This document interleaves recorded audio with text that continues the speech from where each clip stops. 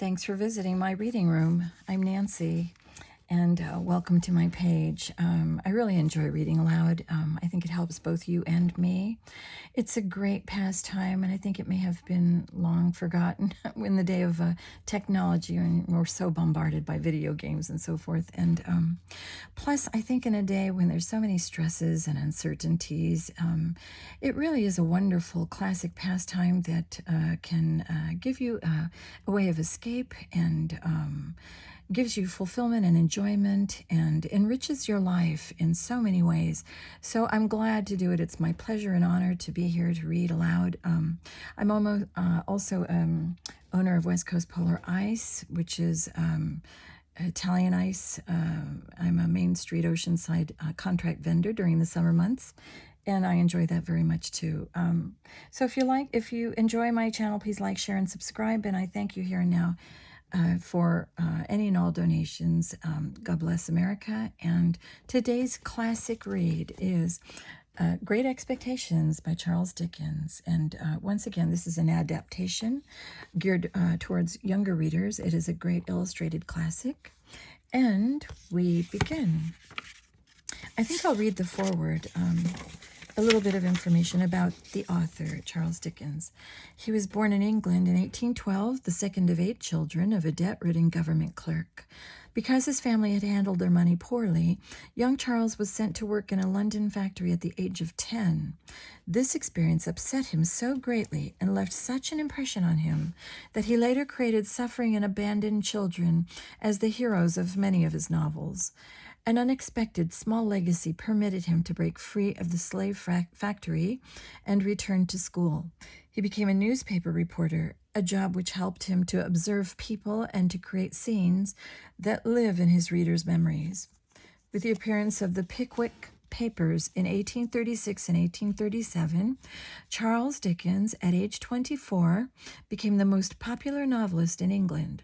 This popularity increased with the publication of David Copperfield, Oliver Twist, A Christmas Carol, A Tale of Two Cities, and Great Expectations. Like so many of his other books, Great Expectations deals with the evil influence of money. It first appeared as a serial in a weekly magazine with its main character, Pip, telling the story of his life from the time he is 7 until he is an adult.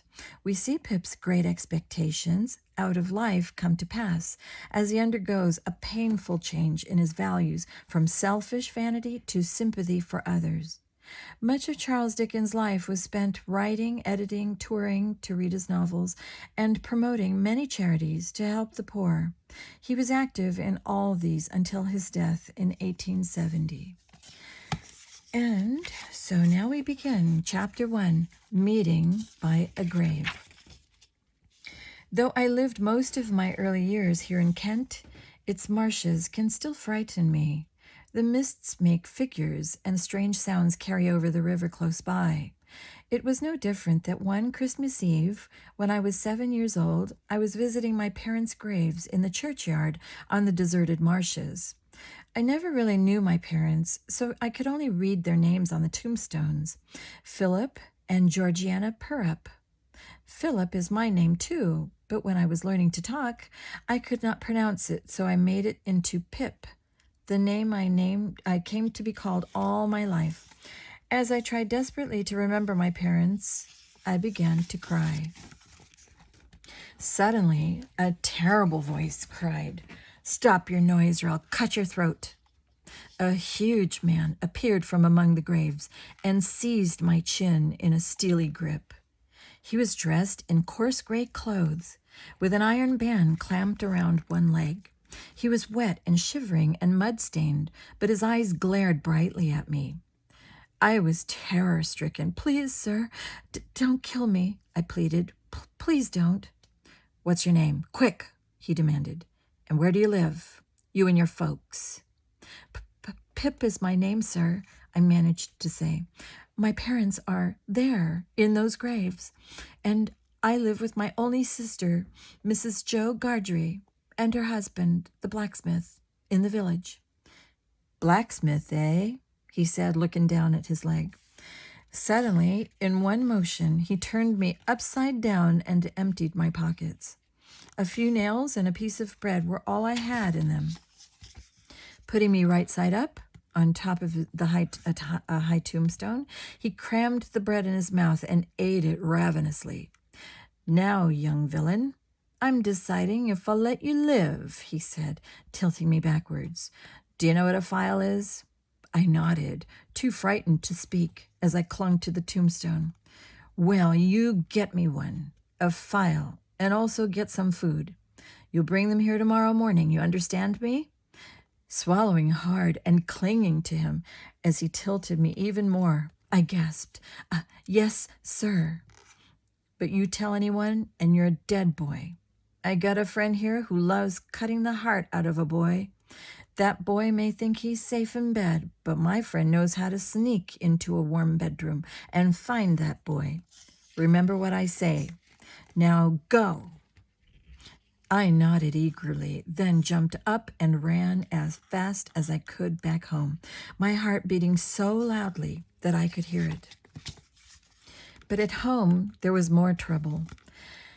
As I tiptoed into the kitchen, my brother-in-law, Joe, the blacksmith, shook his big blonde head at me. "Pip, where you been?" he asked. "She's been out looking for you." At that moment, the door burst open and my sister stormed in. Mrs. Joe is 20 years older than me and has a hot temper. Without a word, she banged me in the head and threw me at Joe. But Joe stepped in front of me and turned to face my sister as she rushed at me again. She tried to dodge behind Joe, and he's a giant man. Gentle, but a giant, and Joe and I turned like the front and back ends of a horse until my sister got tired of chasing me. Joe smiled at me as soon as the danger was past and drew me to a warm fireplace. Above the sound of my sister slamming pots and dishes, I heard the gun in the distance. "What's that, Joe?" I whispered. "That's a warning gun from the prison ships down on the river. A convict's escaped. That's the second one. The gunfire last night, too, to warn us that a robber or murderer was loose." A shiver went through me at Joe's words. My sister banged on the table to indicate her impatience, and we hurried to sit down to dinner. She buttered bread for me and Joe and handed it out. Though Joe was the provider of the bread and butter, he was too good-natured to object to being treated like a child. While my sister complained of all the house cleaning she had been doing in preparation for a party the next day, Christmas Day, I hid my bread in my pocket. In case I couldn't find anything to take from my sister's pantry, I had to be sure to have something to give my waiting convict.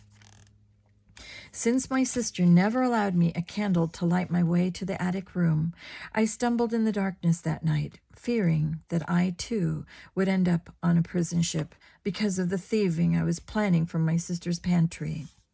Once in bed, I imagined a young convict at the foot of my bed, ready to cut out my heart. So I kept the bread clutched in my hand all night, ready to show it to him. He did not come, but I kept expecting him, and so I barely slept. At the first gray light of dawn, I stole downstairs. The creaking steps seemed to call, "Stop, thief!" after me. Because of the holiday season, there was much more food in the pantry than I expected. I took some more bread, a hunk of cheese, a pork pie, and some brandy. This last I poured into an empty bottle and then refilled the brandy bottle with water to make up for what I had taken. I dared take the pork pie only because it was on a back shelf, so I guessed my sister did not intend to serve it soon. A door led from the kitchen to Joe's blacksmith forge. I slipped in and selected a heavy file from Joe's tools. With all these things clutched under my jacket, I ran for the marshes through the heavy morning mist. Chapter 2, The Second Convict. I was not too far from the ruined walls where I was to meet my man when I suddenly saw him. He was sitting with his back to me, his head nodding forward to sleep. I approached him softly and touched him on the shoulder. He instantly jumped up and whirled around. It was not the same man, but another one. This one was also dressed in gray and wore a leg iron too, but his face was different. He swore at me and aimed a weak blow at my head. It missed me, but it made him stumble, so he must have been ill and cold. Then he ran off into the mist. I was sure he was the friend who cut out boys' hearts. At the walls, I saw the right man stamping up and down to warm himself. As I took the food and the file from under my jacket, his eyes widened. With a shivering hand, he began to cram down the food. When I brought out the bottle, he said, "What you got there, boy, in that bottle?" "But brandy, sir. It helps to ward off the chill of the marshes," I replied. He snatched the bottle from my hand and drank deeply. Then, wiping his mouth with the back of his hand, he said, "Very thoughtful for a boy. You told no one?" No, sir, no one. I stole the food." Nodding with satisfaction, he took large bites of the pork pie until it was almost all gone. I'm glad you're enjoying it," I said, "but aren't you leaving any for him?" "You mean my friend that cuts out boys' hearts?" he asked slyly. Then he laughed and added, "He won't want any food." "He looked like he might," I said. He immediately stopped eating and cried, "Looked? You saw him? Where? When?" I spoke hurriedly, for he had grabbed me by the collar and was glaring at me. "He was down there," I stammered and pointed out the direction. "Dressed like you and with an iron on his leg. There was a gun fired for him last night. Didn't you hear it?" I thought so, and then again I didn't. Being alone in these marshes makes you lightheaded. What kind of face did he have?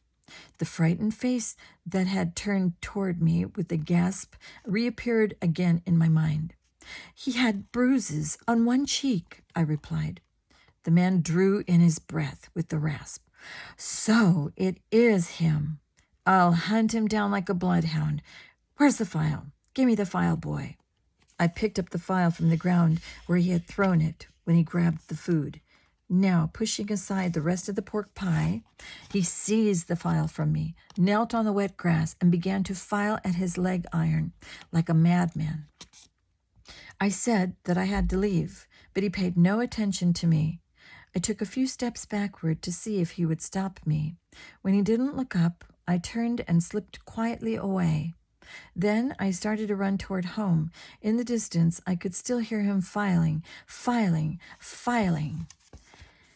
At home, my sister was going around like a whirlwind, putting up clean white curtains and taking the dust covers off the furniture in the parlor.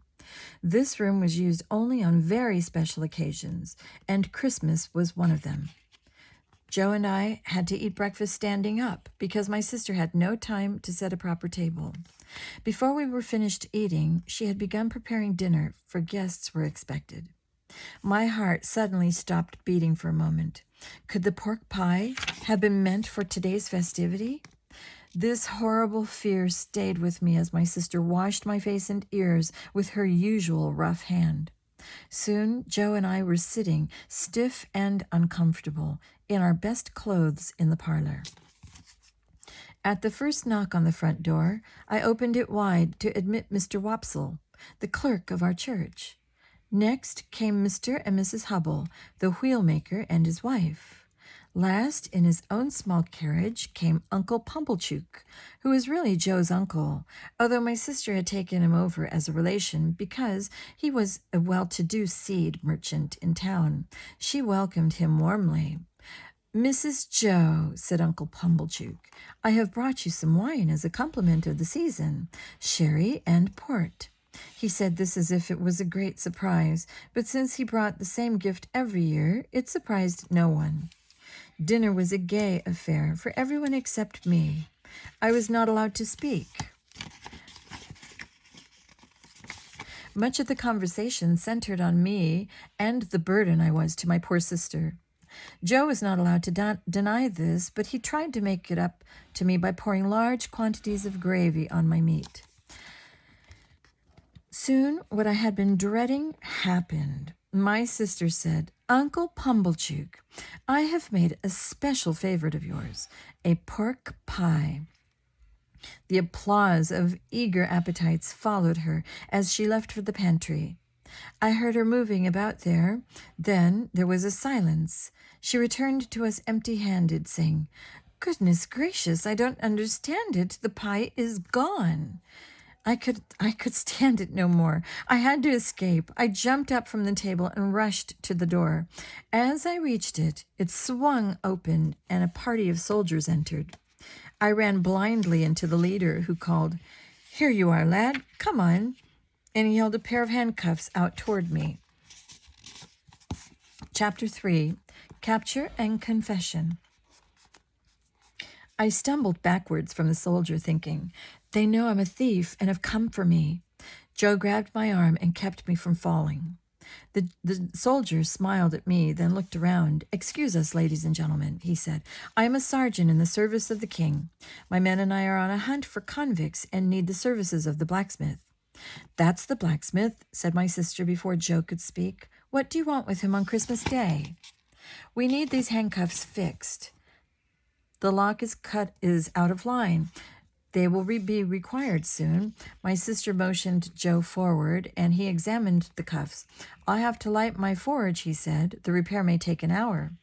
"That's all right," said the sergeant. "We have orders to close in around the convicts on the marshes a little before dusk. So forge away." The soldiers entered and stacked their arms in a corner. Then all of them except the sergeant followed Joe, now in his leather apron, into the forge to help speed the work. Uncle Pumblechook invited the sergeant to the table and poured him some of the wine he had brought as a gift. Soon the party became merry again, while in the background we could hear Joe's hammer. In return for the repair of the cuffs, the sergeant gave permission for our group to follow behind his soldiers and witness the capture. Only Mr. Wopsle and Joe accepted. Mrs. Joe let me go too, warning her husband, "If you bring the boy back with his head blown to bits by a musket, don't look to me to put it together again." We went straight to the churchyard where I had first seen my convict. While the soldiers searched, I began to worry that the convict would think I had betrayed him and brought the soldier to this spot. When they found nothing, we moved on. By now, a bitter sleet had begun pelting us. Suddenly, a shout sounded in the distance. With a sweep of his hand, the sergeant commanded his men to run toward it.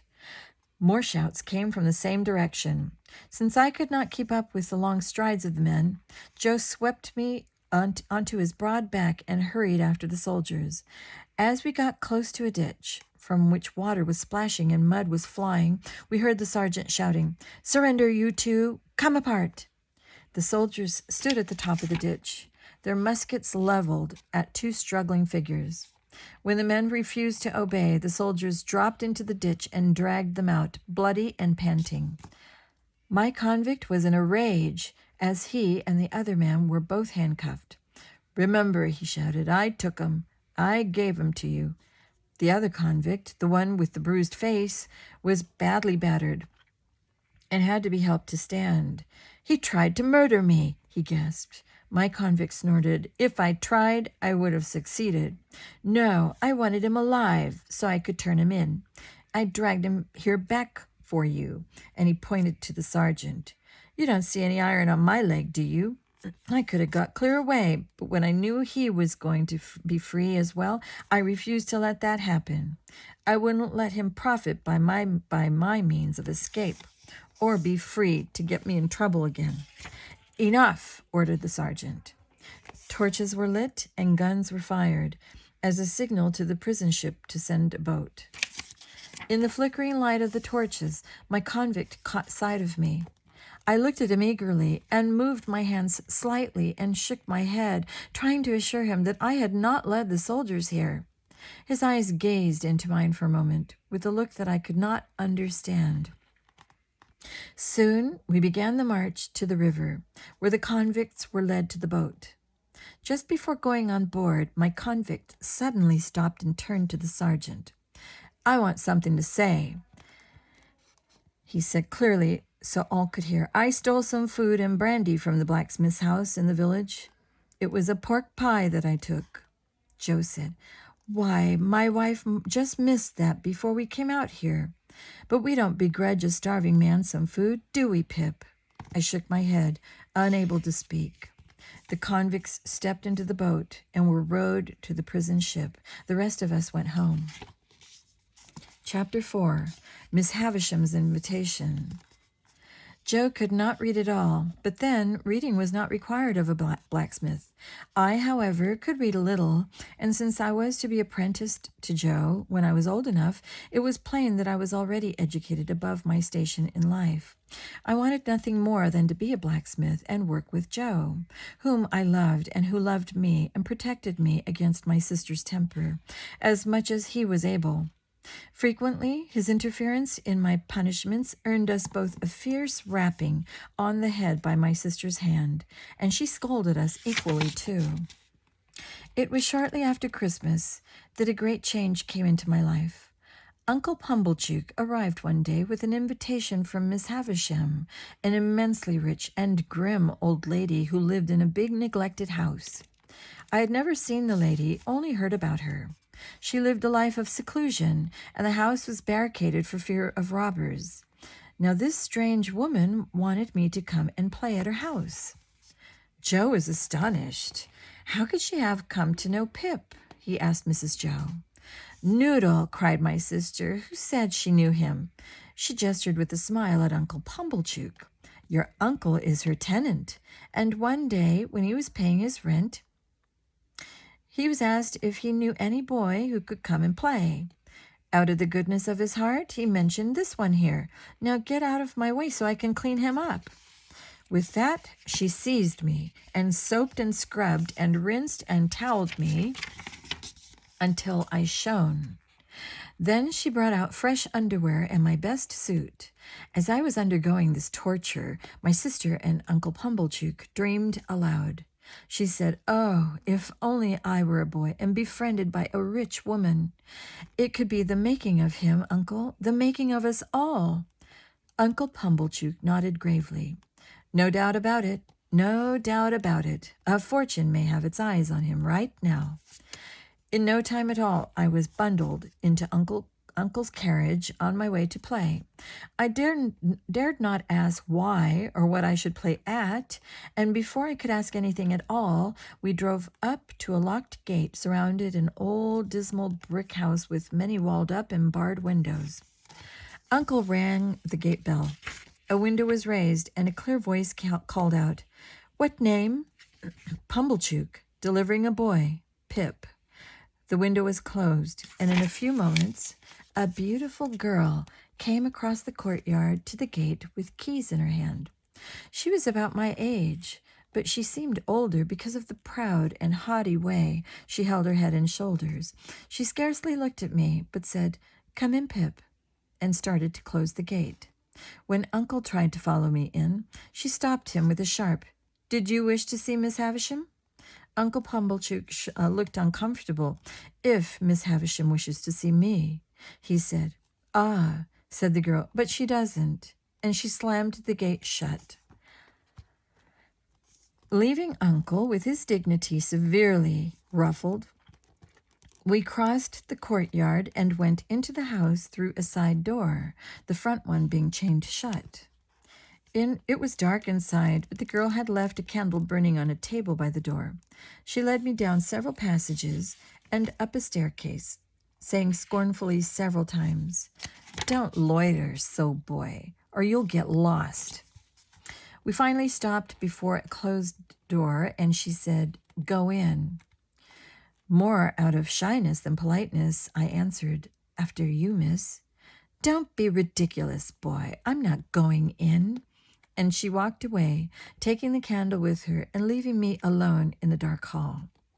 Uncomfortable and half afraid, I knocked on the door. A cracked voice told me to enter, which I did, and found myself in a large room lit with candles. It seemed to be a lady's dressing room, for there was a large gilded mirror sitting atop a draped table. Dresses were scattered about on half-packed trunks. In the midst of all of this sat the strangest lady I had ever seen. She was dressed all in white, silk, satin, and lace. It was a bridal gown. A long white bridal veil streamed across from her hair, which was white too, only one of her white shoes was on her feet. The other one lay on a table nearby. White gloves, a white lace handkerchief, and a white prayer book sat scattered on her dressing table. Although I say all these things were white, the truth is they had been white once, but were now yellow with age. And age had changed the figure in the wedding dress, too, for the dress had obviously been made for a young woman and now hung loose on a woman who had shrunk to skin and bones. This, then, was Miss Havisham. "Who are you?" she said. "Pip, ma'am, Mr. Pumblechook's nephew. Come to play." "Come closer," commanded Miss Havisham. "You are not afraid of a woman who has never seen the sun since you were born, are you?" I shook my head. "No," though it was untrue. She put a hand on her chest on the left side. "Do you know what lies under here?"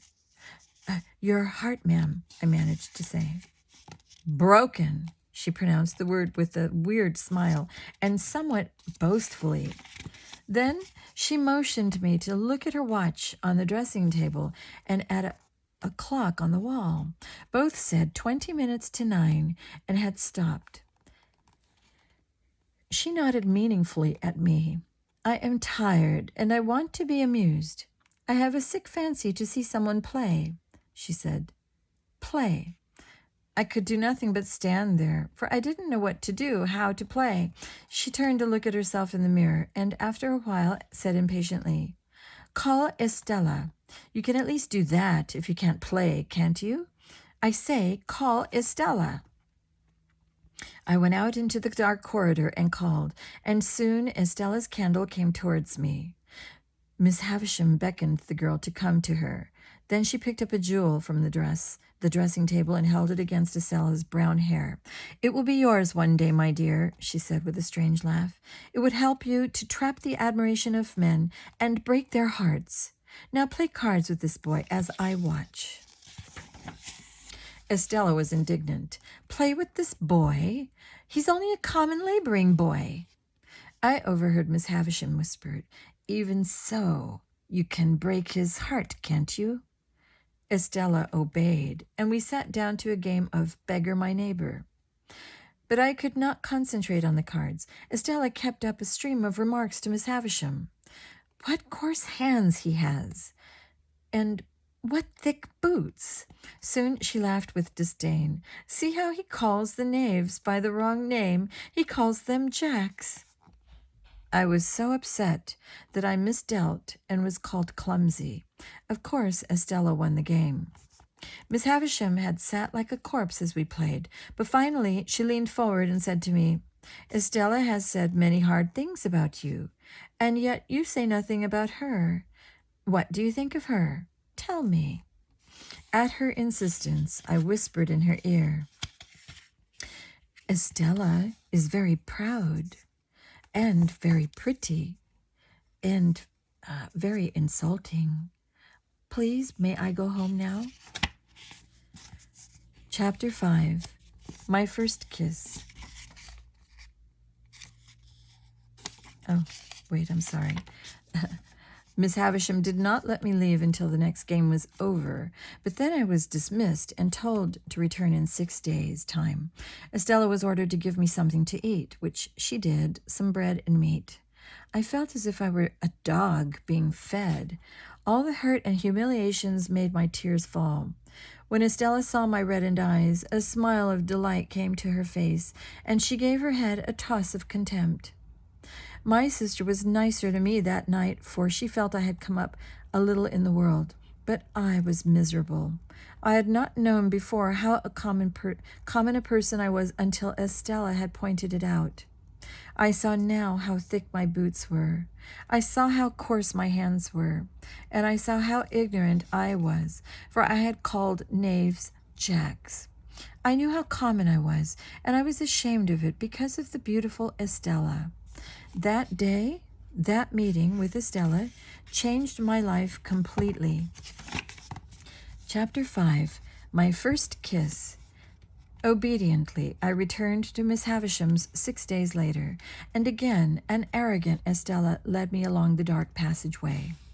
Miss Havisham, seated as before at her dressing table, greeted me with, "You do not play very well, boy. Are you willing to work?"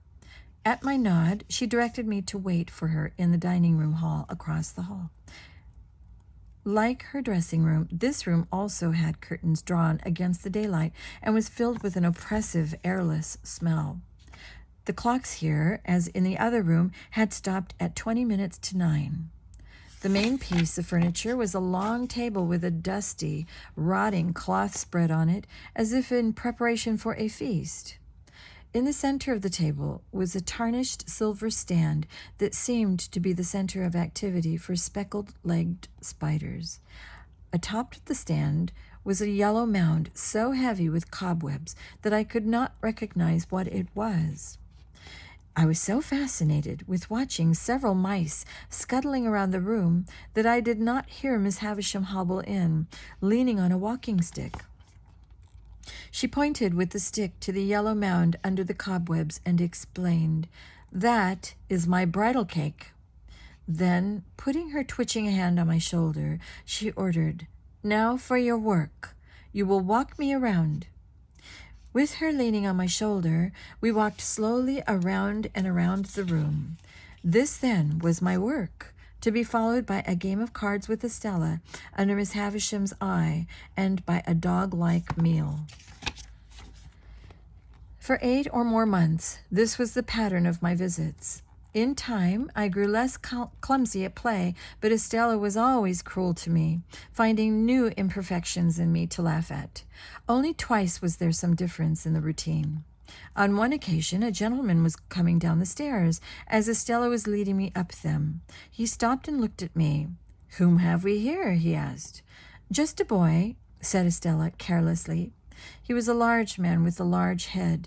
It was hard to feel at ease, for he looked at me with a suspicious gaze under bushy black eyebrows. "From the neighborhood?" "Yes, sir," I replied. "I'm Pip, sir." He thought over my answer, then waved me on. I forgot him, for at that time he was nothing to me. The other incident that disturbed our routine happened when Miss Havisham had made Estella and me play longer than usual at cards. Usually I was made stupid by nervousness. This time, having longer to adjust to the card playing, I did fairly well, and Miss Havisham even praised me. This must have made an impression on Estella, for when she saw me to the gate, she turned and said, "Come here. You may kiss me if you like." I kissed her cheek as she turned it to me. Until that moment, I would have given anything to kiss Estella, but she had spoken in the same imperious way that Miss Havisham had praised me.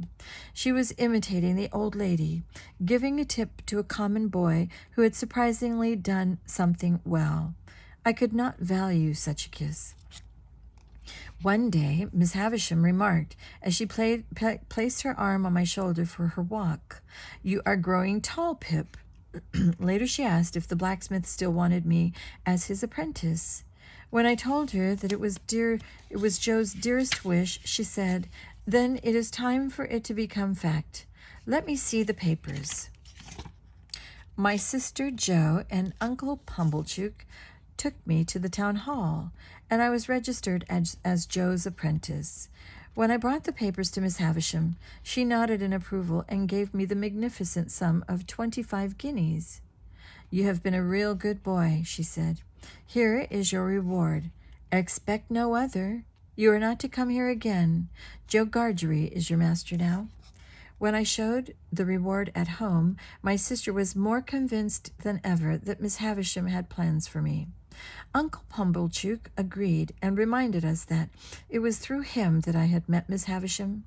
Joe was in a whirl of delight that I was at last his apprentice. Once it had been my fondest hope, too, but now I dreaded facing the forge and life as a blacksmith. Miss Havisham and Estella, their riches and refinement, had changed me permanently. Chapter 6. Depressed and Ashamed. As my apprenticeship with Joe progressed, my depression over it did not stop. My worst fear, unlike though it was, now became the one of Estella looking in a forge window and seeing me with black face and hands. How she would laugh at me and despise me. I think I would have run away to sea, but I could not hurt Joe by doing such a contemptible thing. Nor could I disillusion his belief that being a blacksmith was a fine thing. Still, I managed not to show any of my unhappiness to Joe, for which I am very glad.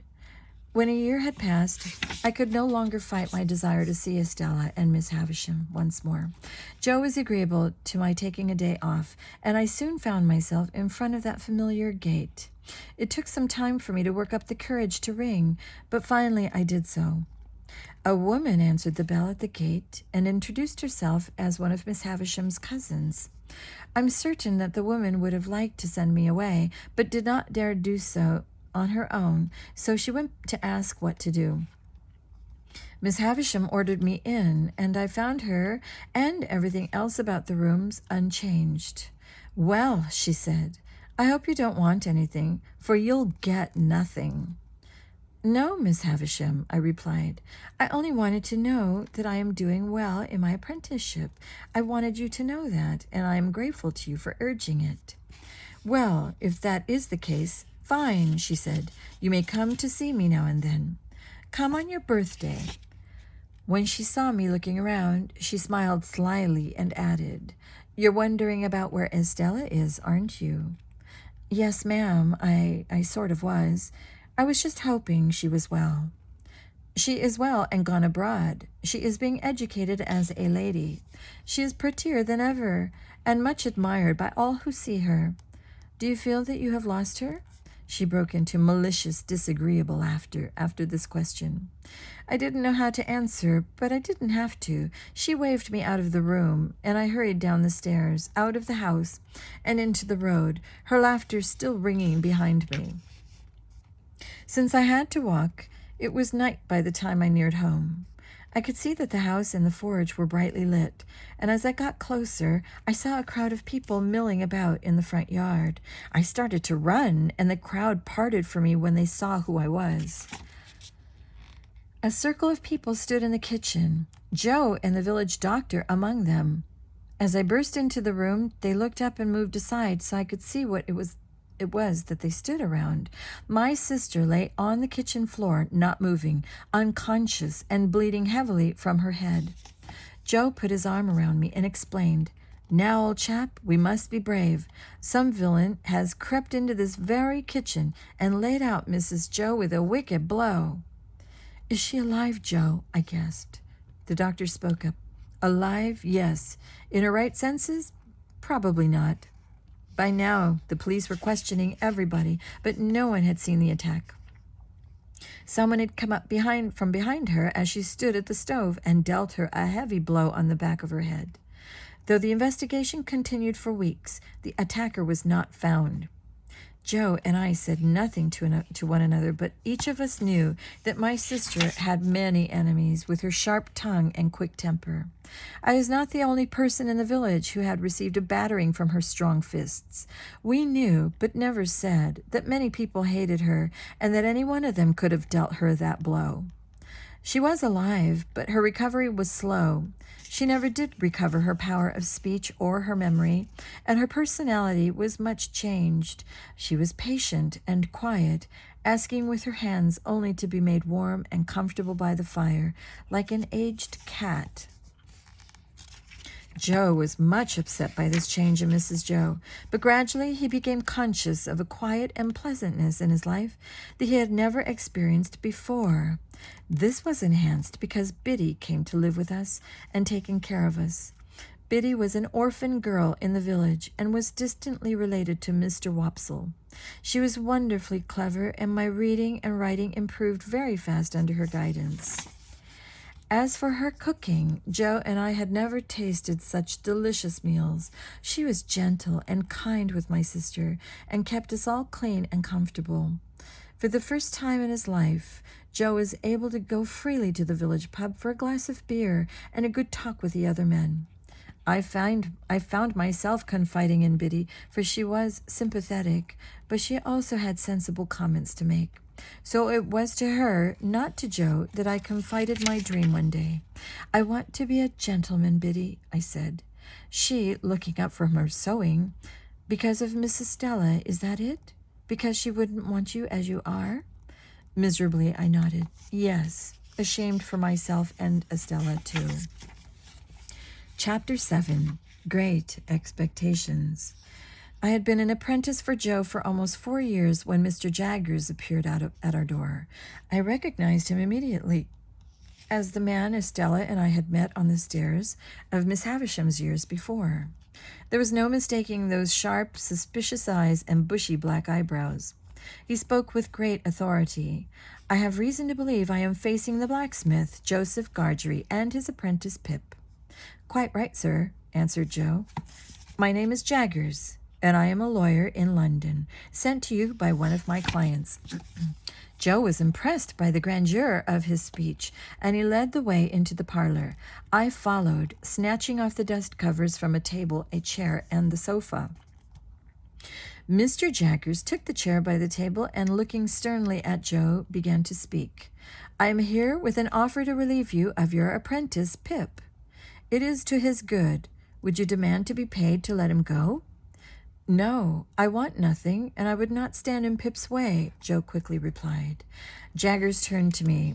"My instructions are to inform you that eventually you will come into property and money. The person from whom these riches will come wants you to be ready and able to use them. Therefore, this person wishes you to be educated and brought up as a gentleman, with great expectations of wealth." I caught my breath. Here was my dream come true. Miss Havisham was going to make my wild fancy a reality. When I tried to thank him, he held up his hand. No, thanks. I am being very well paid for my services. Now listen closely to my suggestions. You are to come to London immediately after purchasing some suitable clothes. There you will lodge with one Herbert Pocket, a young gentleman of your own age. Perhaps you will be able to pick up some of the habits and manners of a gentleman from him. And I suggest employing his father as your tutor. What do you say to all this?" "Yes, of course, Mr. Jaggers. Whatever you think best," I said in a rush. "I've heard of the Pockets, for they are related to Miss Havisham." Mr. Jaggers' face became stone-like. "Yes, I believe that is so. Now, here is some money for the clothes and for the journey." He counted out 20 guineas on the table and added his business card to the money. Then he said goodbye and was gone. Joe and I continued to sit on the sofa stunned.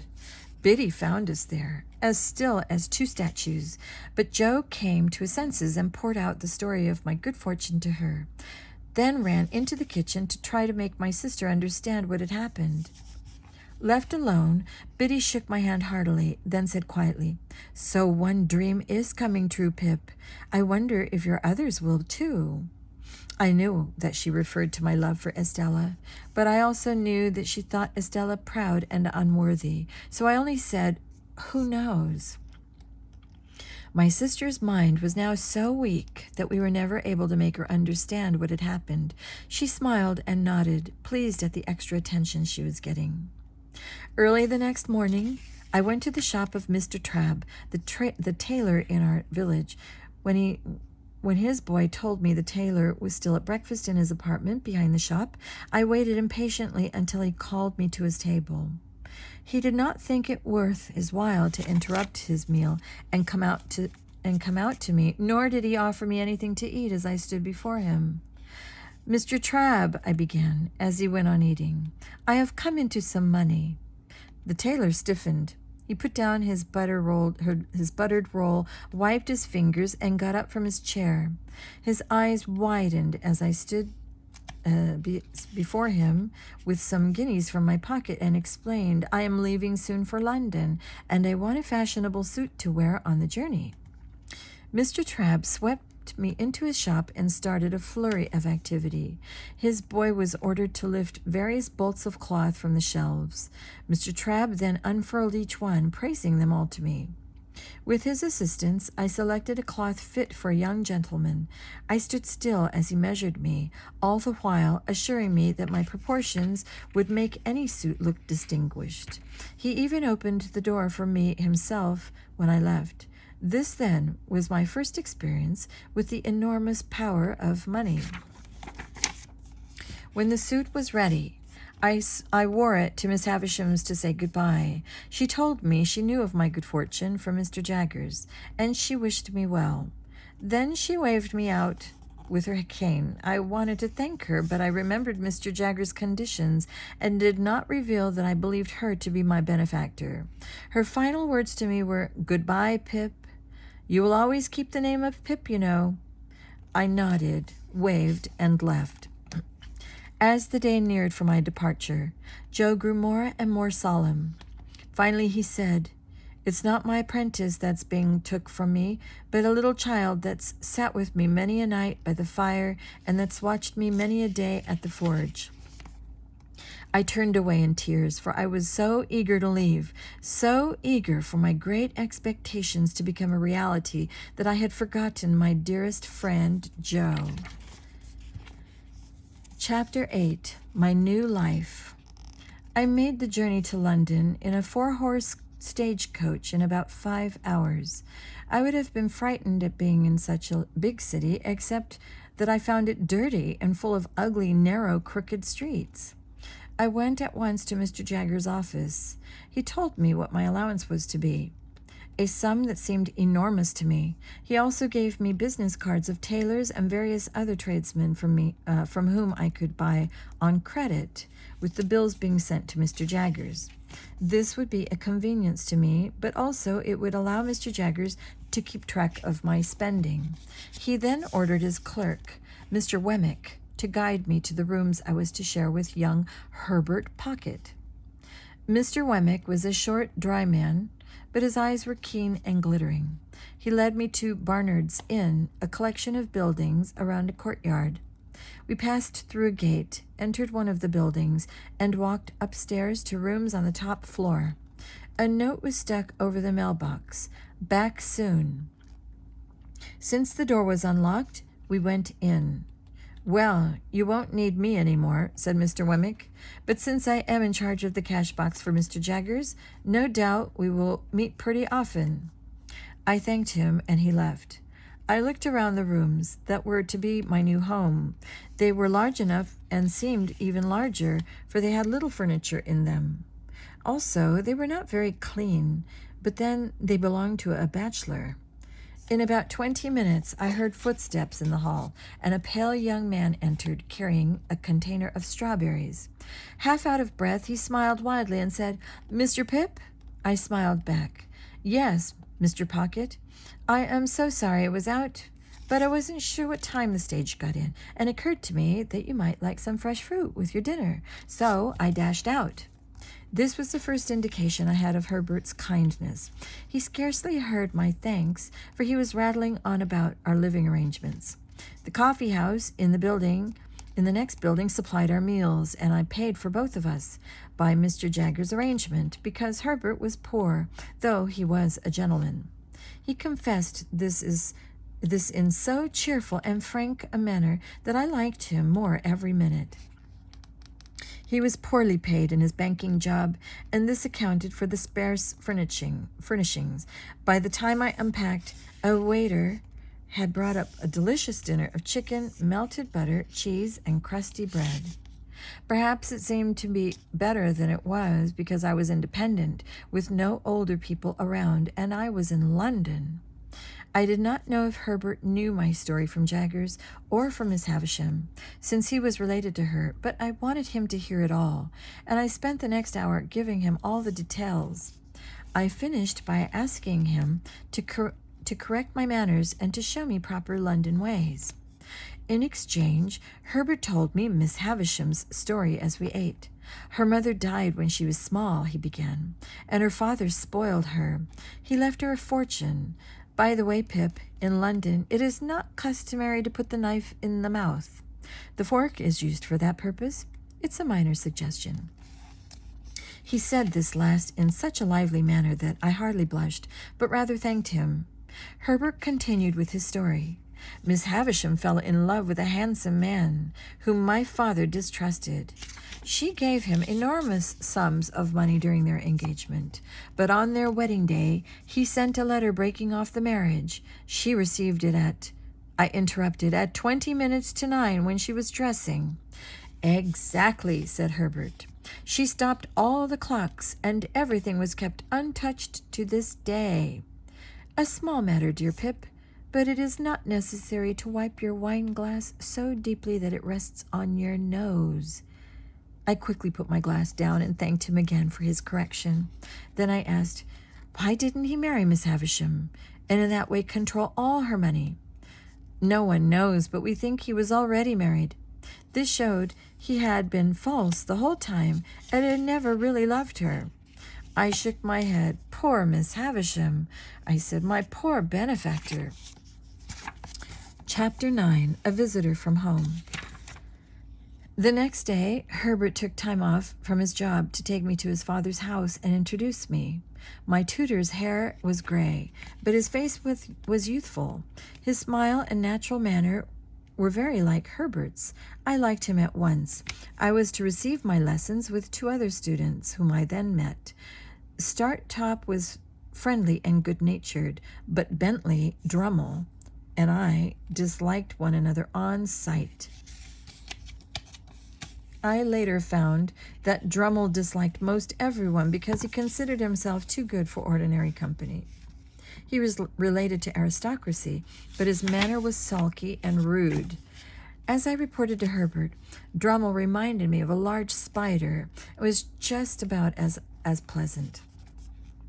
Mr. Pocket began at once on my education, which extended to famous sites and places I must visit in London. One day, as I sat looking about my rather depressing rooms at Barnard's Inn, I realized that they didn't have to look as they did. I resolved to surprise Herbert by buying new furniture, rugs, and curtains. When I told Mr. Jaggers of my plan, he laughed. I knew it would take no time at all before you'd catch on to city life. How much? As I was considering the sum, Mr. Jaggers' housekeeper arrived with a hot lunch for him. She was a tall woman, about 40 years old, with large faded eyes. She did not seem entirely normal, for she kept her eyes on Mr. Jaggers in a pleading way. Yet I could see the lunch was a fine one. I finally named a sum, and Mr. Jaggers called Mr. Wemmick in and instructed him to count it out for me. Herbert was delighted with the splendid appearance of our rooms and shook my hand several times a day for the next week to express the pleasure he took in them. The redecoration was no sooner finished than I learned I was to have a visitor, one who would be unable to distinguish between my oriental rug and the ugly carpet in my sister's parlor. Biddy had written that Joe was set on visiting me, and my return letter confirmed the day. In truth, I didn't want to see him. If I could have paid the dear man to stay away, I would have done so, but how could I tell him that I was no longer the Pip he had once known? On the appointed day, I heard him clumping up the stairs. When he reached my door, I thought he would never finish wiping his feet. I was about to lift him bodily off the mat, but at last he came in. With his face all aglow, he seized both my hands and worked them straight up and down as if I were some new kind of pump. I offered to take his hat, which I saw was new, but Joe kept hold of it as if it were precious. His eyes rolled about and around the room and the flowered pattern of my dressing gown. Joe was almost tongue-tied, and I was glad when Herbert came in, followed by a waiter who set out a meal. Before we sat down at the table, Joe was forced to give up his hat. He placed it on the corner of the mantel above the fireplace, from which it fell at intervals. "Will you have coffee or tea, Mr. Gargery?" asked Herbert, ready to pour out either. "Thank you, sir," replied Joe, stiff from head to foot. "I'll take whatever is most agreeable to yourself." "What do you say to coffee, then?" "Thank you, sir," said Joe, looking a little unhappy. "Since you are so kind, as to make a choice of coffee, I will not go contrary to your opinion, but don't you ever find it heats one up a bit? It shall be tea, then, said Herbert, and he poured it out. Here Joe's hat tumbled off the mantel. He leaped to pick it up and return it to the exact same spot. As he ate, Joe fell into unaccountable fits of meditation, with his fork midway between his plate and his mouth. He coughed strangely, and he sat so far from the table that he dropped more food than he ate. I was very glad when Herbert left us. Of course it was all my fault. If I had been more relaxed with Joe, he would have been more relaxed with me. Us two being now alone, sir, he said. Please, Joe, I interrupted almost angrily. How can you call me sir? He looked down and began again. I was wrong to come here, Pip. I'm wrong in these clothes. I belong in the forge and on the marshes. I know I'm awful dull, but if you should ever want to see old Joe, you come out and put your head on the old forge window like you used to. Now, goodbye, dear old Pip. God bless you. God bless you. For several weeks afterward, I was full of shame at myself over dear Joe's visit. This was intensified still further when I received the news that my sister had died. At this, I felt only a kind of relief. It wasn't until years later, when I was 20, that I received good news from my past.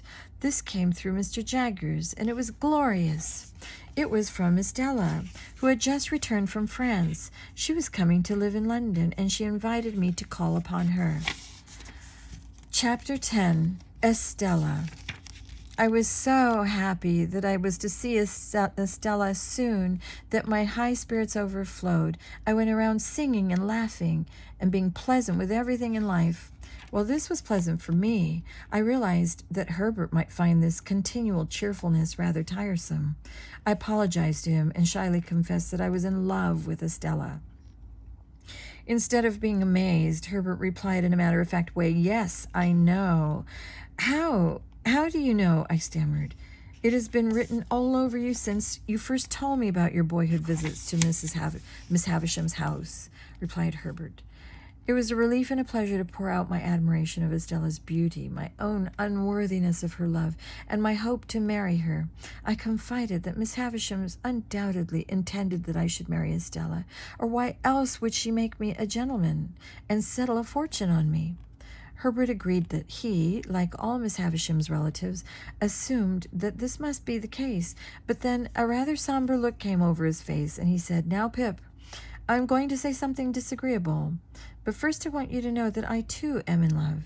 Her name is Clara Barley. I want you to know and I want you two to meet, but I mention her now to you, so you will not think that I had any hopes of marrying Estella myself. No such thought had ever crossed my mind, but I let Herbert continue. When Mr. Jaggers laid down the conditions of your great expectations, he did not mention that you were required to marry Estella as one of them, did he?" I shook my head. "No." "Then you are not bound to her, and I urge you most strongly to detach yourself from loving her." "But why, Herbert?" I asked, confused. "Think of her upbringing and how Miss Havisham has managed her thoughts and feelings. Think how proud and cold Estella is, how much like Miss Havisham she is." I turned away. "I can never detach myself from her," I cried. "I adore her completely." This concern for my welfare touched me deeply, though his words about Miss Estella's character upset me and stayed with me for a long while. It was about this time that I turned 21, and Mr. Jaggers gave the handling of my money into my own hands.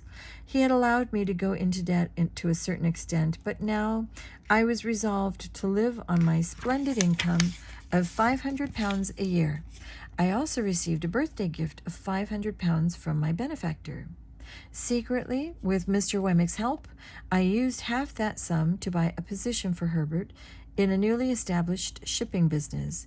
An honest and clever young man named Clarriker owned the firm, and he needed additional money and intelligent help. I contracted to make further payments in time, so that Herbert would one day become a full partner. When Herbert told me of a chance meeting with Clarriker and the offer of a position, his ecstatic face was reward enough for me. Herbert never need know who his benefactor was, and he grew happier day by day in his new career. Estella, meanwhile, had become an instant success in London and was enjoying every minute of it. Miss Havisham had arranged for her to live with a widow who had a daughter about Estella's age. The family was well bred and had many society connections. Because of this, Estella began to call on me constantly to escort her to balls and parties and shopping. I should have been happy, but I wasn't. She treated me like a half-brother or like her secretary. Even though her many admirers were jealous of my position at her side, she showed me no favors.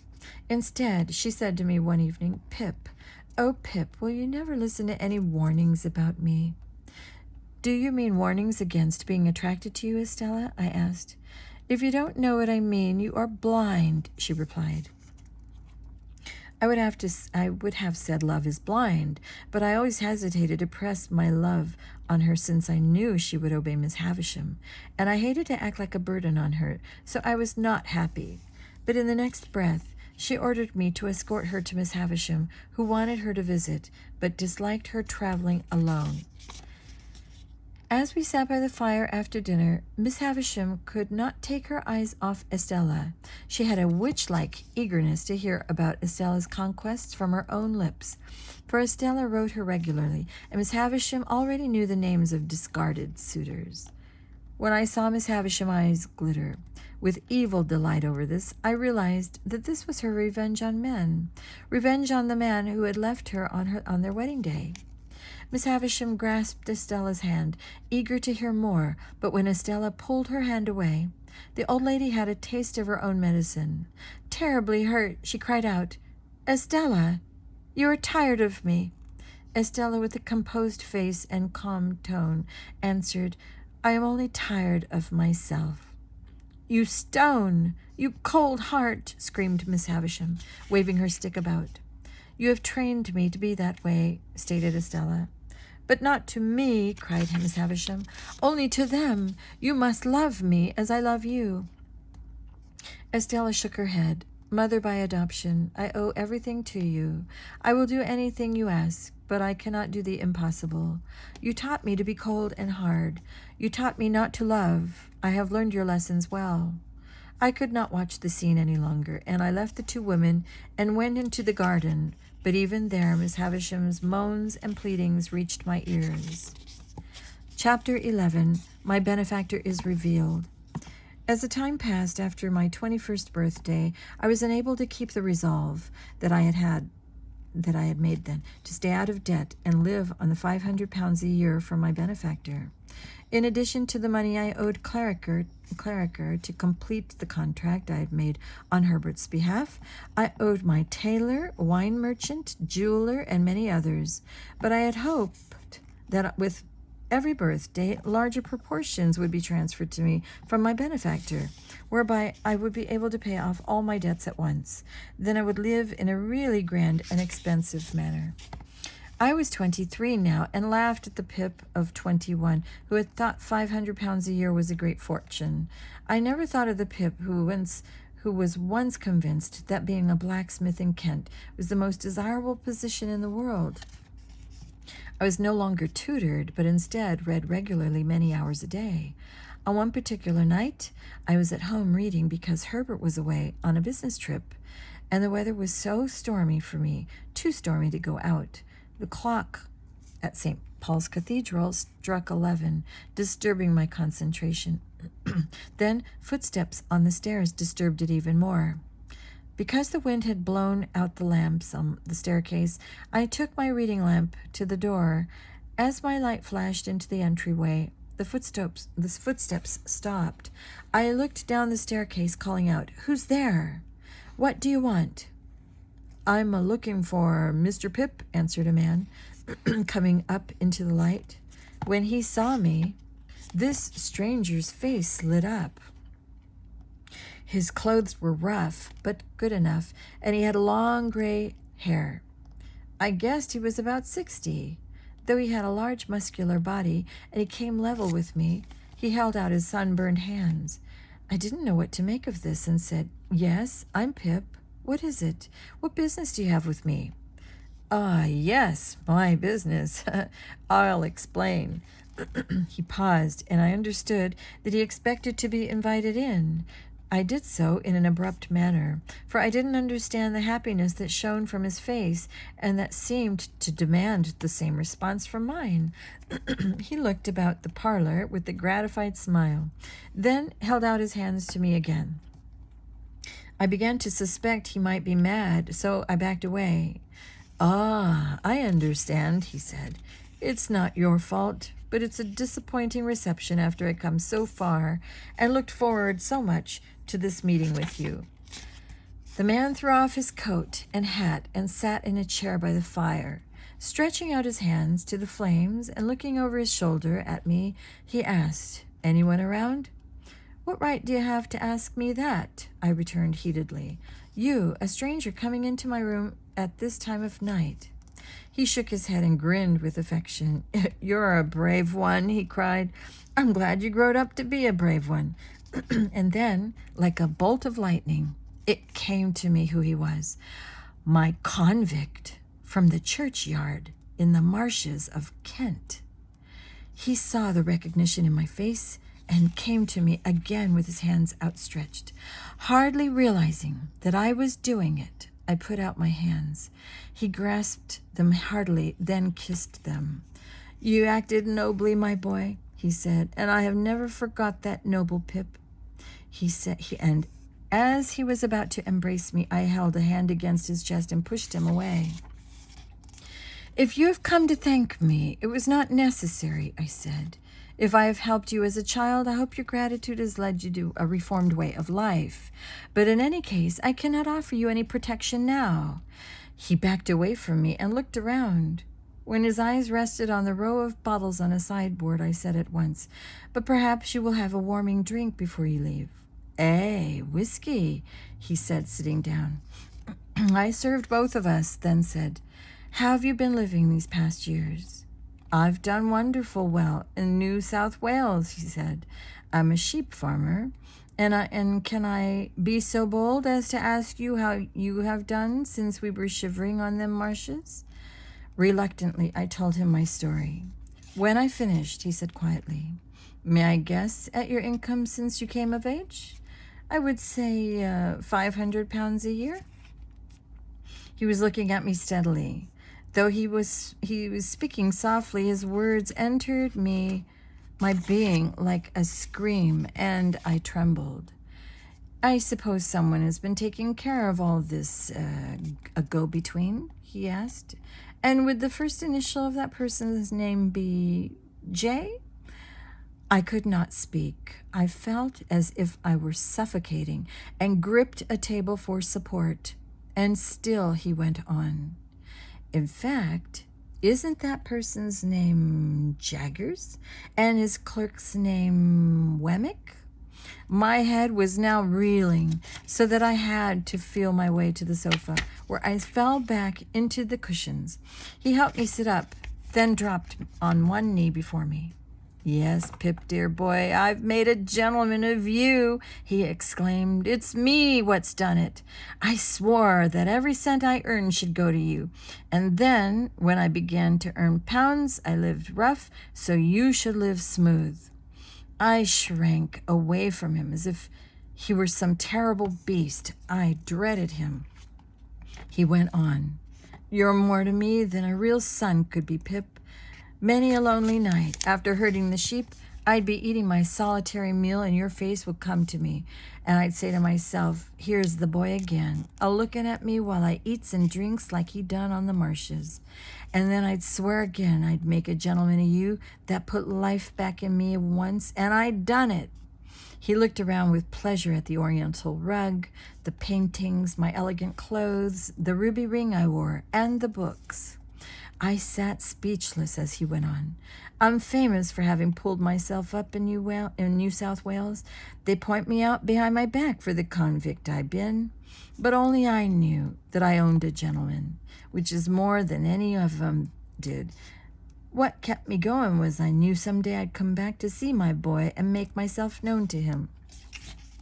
In his triumph and excitement, he did not notice how I dreaded his touch, with what misery I received his revelations. Finally he said, "Where will I sleep, dear boy? I had a long, dangerous journey. My roommate is away. You can have his bed," I said when my voice returned. "But how do you mean dangerous?" "The authorities will hang me if they find me back in London," he said simply. I immediately closed all the curtains and led him to Herbert's room, sick at heart that he had risked his life to see me, and also sick at heart because I could not feel any tenderness for him. Before I left him for the night, I asked, "Then there was no other but you?" He looked at me in surprise. "No, dear boy, only me." There went my dream of Estella. So Miss Havisham had not singled me out to be Estella's husband. I was just her useful escort, someone to play with cruelly, as the old woman had trained her to do. I sat looking into the dying fire until far into the morning, more wretched than I had ever been. Chapter 12, Helping Abel Magwitch. My convict's name was Abel Magwitch. He had met Mr. Jaggers when that lawyer defended him. Jaggers had kept him from being hanged, but only on the condition that he leave England and go to New South Wales in Australia and settle there. Magwitch's arrival brought new problems. I decided to face one problem at a time.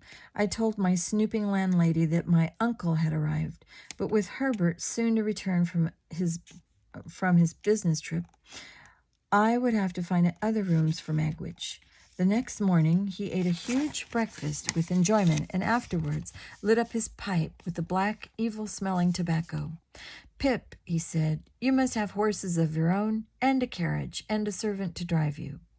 He tossed a purse overflowing with money on the table and said, "Now, here's something worth spending, dear boy. And there's more where that came from. I've come to see my gentleman spend his money like a gentleman. That will be my pleasure." I stopped him with a raised hand. "This is not what we should be talking about. We must discuss how to keep you safe while you are here. How long will you be staying?" He looked at me with surprise. "Why, dear boy, I've come for good," he exclaimed. "Dyed hair and spectacles and elegant clothes will disguise me and keep me safe." I persuaded him that a prosperous farmer's outfit would suit his sunburned face and work-worn hands much better. Before buying the clothes, I went to Mr. Jaggers' office. He and Mr. Wemmick exchanged a look as I entered, and before I could utter a word, Jaggers warned, "No names." "Yes, Mr. Jaggers, I have a visitor from New South Wales. He says he is my benefactor. Is that the truth?" I asked. "It is the truth," said Jaggers. Desperately, I said, "I always supposed it was Miss Havisham.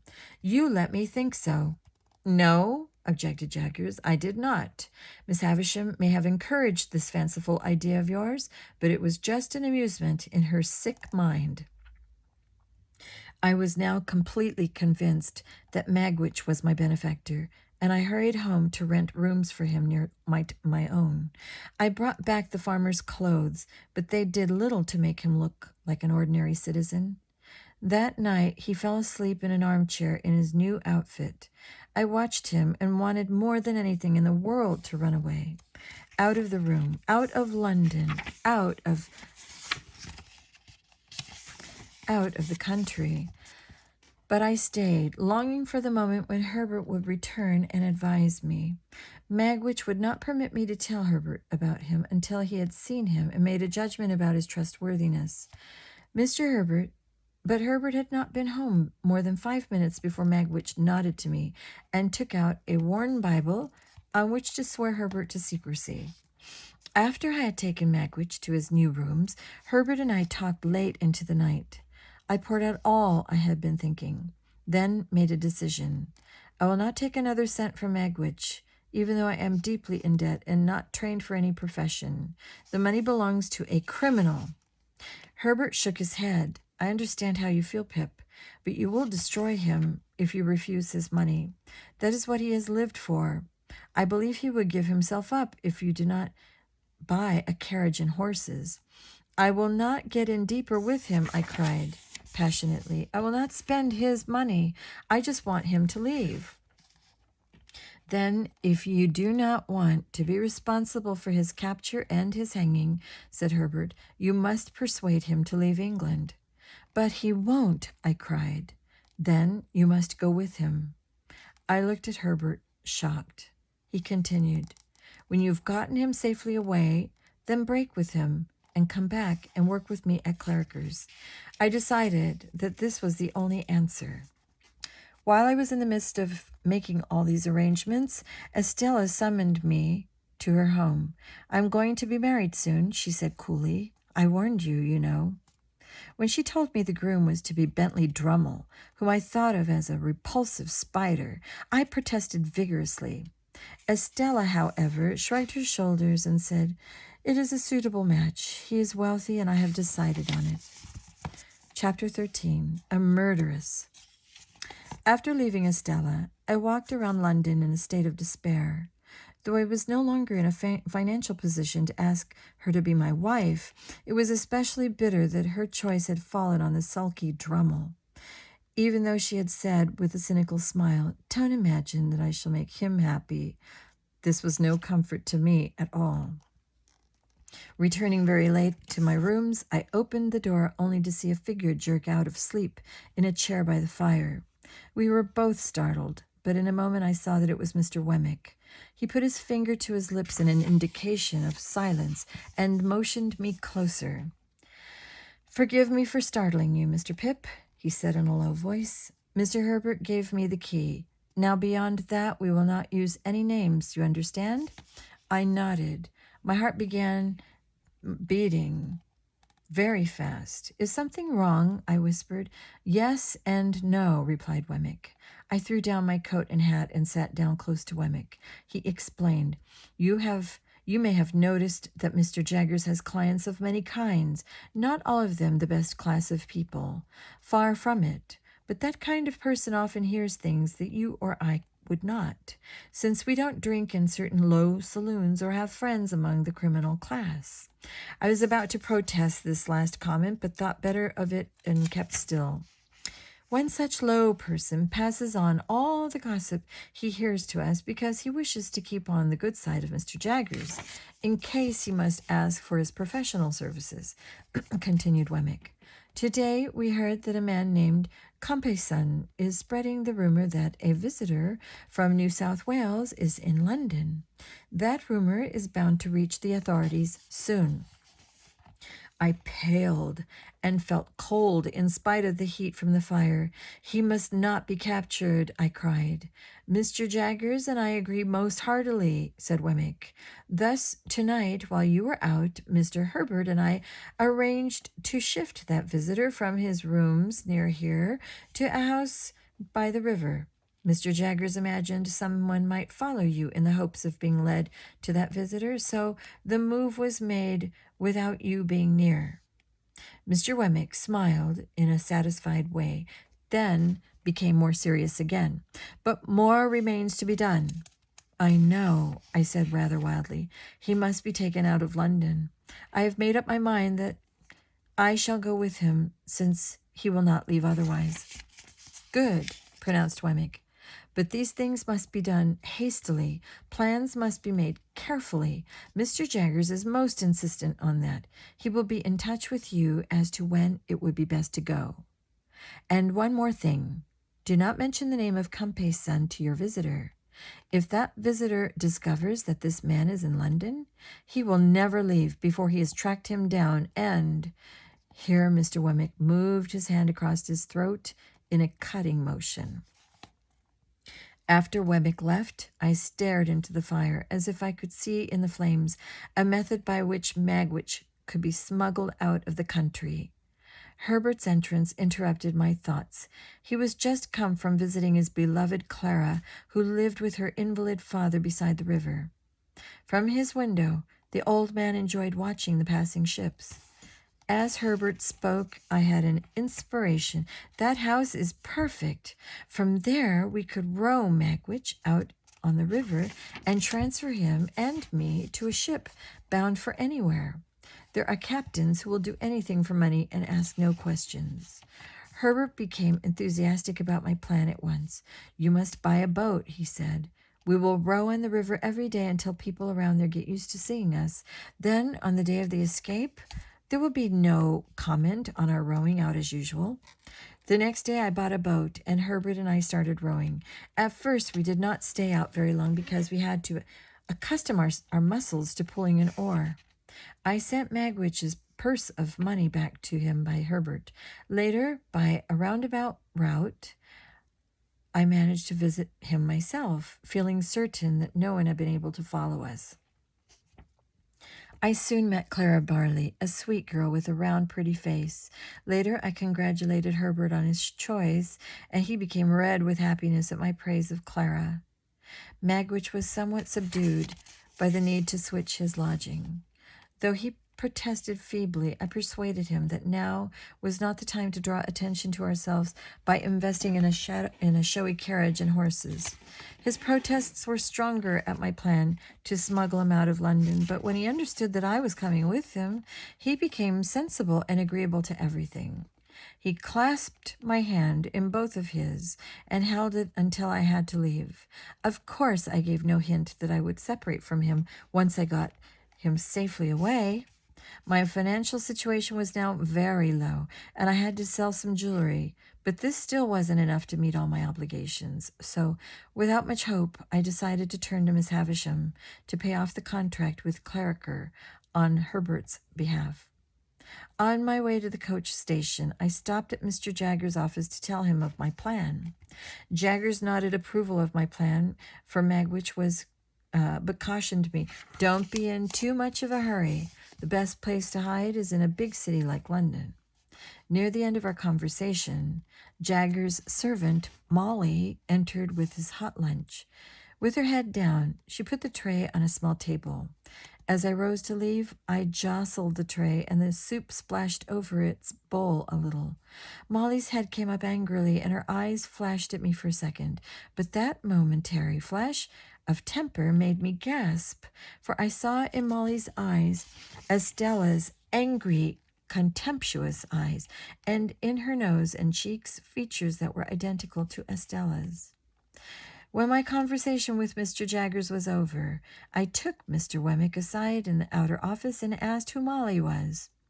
"A murderess," he whispered. "Jaggers was her lawyer and got her off. It was jealousy of her husband that caused the crime. She was supposed to have killed their child as well." Chapter 14. Fire. As the coach jolted me toward Miss Havisham's house, I went over again and again the story that Wemmick had confided in me. Molly had some gypsy blood in her, and when she imagined that her husband was being lured away by another woman, she had strangled that woman. Then, as revenge on her husband, Wemmick said she was supposed to have killed the child also. I knew this was not so, for Estella had to be that child. I could not be mistaken in recognizing the origins of those eyes I had loved for so long. Molly had to be Estella's mother, and had probably been glad to let Mr. Jaggers save her child from a life of poverty. When I arrived at Miss Havisham's, she seemed to be older and weaker. She listened quietly to my explanation of the secret help I had given Herbert and my present inability to complete the contract. Then I told her, "The sum I need is £900. Miss Havisham was not shocked. Instead, she looked into the fire and said in a dreamy, faraway voice, "His father, Matthew Pocket, once gave me some advice. I did not take it, and I have been unhappy ever since." Then she roused herself and added sharply, "If I give you the money, will you promise to keep it a secret from the Pockets?" I gave her my promise, and she wrote a short note to Mr. Jaggers instructing him to pay out the money from her account. I took the note and thanked her. Then as I turned to go, she called to me in a trembling voice, "You see how alone I am now, how she has deserted me." I answered quietly, "It could never have ended in any other manner." And though I had avoided reading the newspapers because I did not want to know when the wedding was to occur, I asked, "Is she married?" As Miss Havisham nodded yes, my face twisted in pain and heartbreak. Then she gasped, and her cane fell from her hand. She spoke quietly. I see in your face, Pip, a face exactly like mine many years at 20 minutes to 9. I covered my face with my hands until I could regain my composure. Miss Havisham was moaning and weeping. When I looked at her again, she was rocking from side to side, crying, "What have I done? What have I done?" I wanted to answer that she had ruined my life, but that would only be partly true. I myself had made many mistakes and had had many foolish hopes and dreams, many foolish great expectations. "Forgive me, Pip. Forgive me," she pleaded, holding out her hands. I went to her and took the aged, trembling hands in mine. "I do forgive you," I said. She pressed my hands and would not let go. "I did not mean anything wicked in the beginning," she said. "I just wanted to keep Estella from ever suffering as I had suffered." But she began to grow into a beauty, and I praised her and gave her jewels and kept warning her against love. Soon there was only ice in her heart. I detached my hands from hers and drew up a stool beside her. "Whose child is Estella?" I asked quietly. She shook her head. "I don't know. At some point in my wasted life, I decided I wanted a little girl to love and keep safe from my fate. I told Mr. Jaggers, and he said he would look about for an orphan. One night he arrived with a little girl of about 2 or 3. I adopted her and called her Estella. We talked no more. I stayed with her as she fell into a light doze near the fireplace. Then I went downstairs and wandered about the house a bit, for I felt it was the last time I should see it. Suddenly, a terrible scream reached my ears. I raced upstairs and found Miss Havisham's room on fire. She came tottering toward me, flames blazing from her wedding dress and veil. I tore off my coat and wrapped her in it to smother the flames. She struggled against me, but I held her down, trying at the same time to beat out the flames licking at her hair. All the while she kept crying, "Tell her I forgive her. Tell her I forgive her." Servants burst in and fought the fire. The doctor was sent for, and Miss Havisham was found to be alive but unconscious. After treating my badly burned hands, the doctor said there was nothing more I could do there, so I returned to London the next day. Chapter 15, Secrets from the Past. I was still in a state of shock when I reached home. Herbert rebandaged my hands and made me lie down. I could move the fingers of my right hand in spite of the wrapping, but my left hand had to be kept perfectly still. The doctor had made me carry it in a sling. In spite of the pain, I still had many errands to do, but I felt feverish, so Herbert insisted on attending to some of the errands for me. He notified his father and Miss Havisham's other relatives of what had happened. He also notified Estella, who was in Paris, at an address furnished by Mr. Jaggers. But despite Herbert's help, there were still matters that only I could attend to. When I felt a little stronger, I went to Mr. Jaggers and gave him Miss Havisham's note. He made out a quick check for £900 to Clarriker and sent a messenger asking him to meet me at Jaggers' office. Clarriker arrived and accepted the final payment called for by our contract. He explained that our shipping business was expanding faster every day and that Herbert would soon be made a full partner. But first, he insisted, Herbert will be sent to the East to open up and take charge of one of our branch's offices. After Clarriker left us, Jaggers called me aside. "No names now, but it is time for any visitor from New South Wales to leave London. The authorities are circling in too close." When I returned home, I told Herbert what Jaggers had advised. We both looked at my bandaged hands in despair. I could not row. Finally, Herbert came up with a solution. "We shall enlist the aid of Startup." Startup had been the third student tutored by Herbert's father, along with myself and the hateful Drummel. Startup was honest and dependable and agreed to help us. Watchful of being followed, we went to Clara Barley's house by the river to alert Magwitch. He was shocked to see me bandaged, and was more concerned with any pain I might have suffered than with the escape plan. "Oh, dear boy, I don't deserve your goodness," said Magwitch. "You are a dearer to me than a son, which I never had, dearer than any daughter I did have once. You never spoke of a child, I said. Where is she now? It's a terrible story, he began with a deep sigh. But you two deserve to know everything about me. I'll just light my pipe before I begin.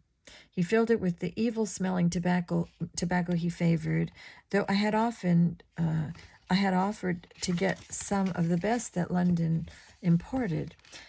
Then he began. Now, I don't know who my parents were. I only know that I was in and out of jail all my life. But I was married at one time, a young gypsy woman, or part gypsy she was. We had a little girl. My wife was hot-tempered, and one day she choked to death another woman she thought I fancied. He stopped and seemed to be thinking about those two women, who so many years ago had contended for his love. He roused himself and continued. My wife was so angry with me that she told me she was going to kill our little girl. She disappeared with the child before I could do anything. The next thing I knew, she was arrested and ordered to stand trial for murdering that woman, which she certainly had done, but Mr. Jaggers took over her defense. That was how I got to know his name. I disappeared then, because otherwise I would have had to testify that my wife had killed our little girl too. It was not until a long time later that I heard that Mr. Jaggers had got my wife off. Wonderful clever man is Mr. Jaggers, but he couldn't have done it if they had known about the child being killed as well. So, Pip, you are my child now. It was fortunate that my burns had caused my face to be drawn and pale. Otherwise, Herbert and Magwitch would surely have noticed the powerful effect the story had on me. So powerful that I was unable to speak a word. Magwitch's pipe had gone out, and now he relit it and went on. After all these years, I don't hate my wife for what she done any more. There's only one person I hate, and that's the one I was fighting off the marches back in the time when I first seen my boy here. Magwitch reached over and patted my knee. I managed to nod and smile at him, though my head still whirled at his story. That wicked man used me, continued Magwitch. He appeared to be something of a gentleman. He would plan a crime, and I would carry it out. That way he was safe and dry, while I was the one in danger. He also took most of the money we made, since he said that it was his brains that figured out how to get it, and that my strong back and daring could be replaced easily. Then the time came when we was caught. Right off, he demanded separate trials. He'd give evidence against me, saying I have forced him into crime. With the court seeing this nice-spoken, well-dressed gentleman and talking against me, who looked well, you see me before you, who were they going to believe? So I went to prison, and he went free. I swore to get my revenge. When I got out, his wife told me where he was. He was down in Kent, tricking some rich woman out of her money. I chased him then, and many times after. When I found him on the marshes, Pip, I could have gone free, but I wouldn't have Compeyson go free too. I wanted him to go to jail. Herbert gave a start when Magwitch mentioned Compeyson's name, but he said nothing. When we left Magwitch, both of us started talking eagerly at once. My voice was louder, and I got to tell my story first. I told Herbert about Molly and the information Wemmick had given me about her, and joined her story to Magwitch's story. So, Magwitch is Estella's father, I concluded, but it would do no one any good to have it known. Herbert agreed, and we swore to keep it a secret. Then he began, this man Compeyson. I interrupted him to offer, he is in London, but Magwitch must not know. So I did not mention his name to you after Mr. Wemmick told me about him. What I was about to say, said Herbert, finally getting a word in, is that Compeyson was Miss Havisham's beloved. Chapter 16. Rowing Toward Freedom. Wednesday, 2 days away, was set for Magwitch's escape. On Monday and Tuesday, Herbert and I made inquiries about the former steamers that would be leaving at a time when our rowboat would meet up with them. We settled on one bound for Hamburg, Germany, and found out what she looked like. The plan was to row down the Thames River to Clara's house. When Magwitch saw us coming, he would come down the stone steps to the river. It was necessary to go down river on a previous tide and lie in wait for our steamer to approach. Startop and Herbert would row, and I would steer. Startop was not taken into our confidence, and was only told that this was just a secret little outing we were indulging in.